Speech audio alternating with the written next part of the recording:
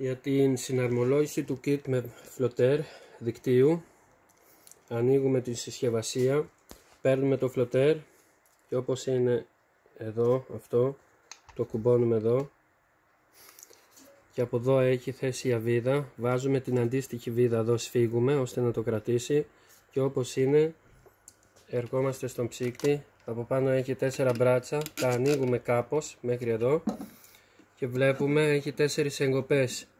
οι θέσεις όπου κουμπώνει η βαλβίδα.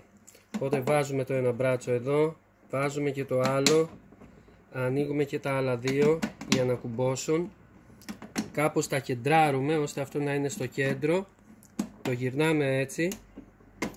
και για να κρατήσουμε τα μπράτσα στη θέση τους, αν παρατηρήσετε έχουν τρυπούλες, εδώ βάζουμε βιδούλες,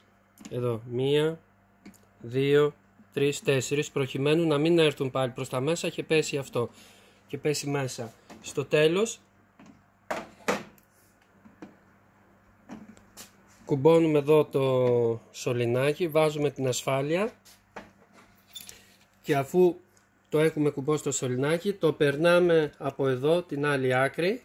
και όπως είναι βάζουμε αυτό από πάνω, είναι το καπάκι ουσιαστικά και από πάνω έχει βιδούλα, έχει αυτή τη βίδα εδώ,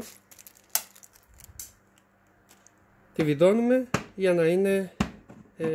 σταθερό το καπάκι από πάνω.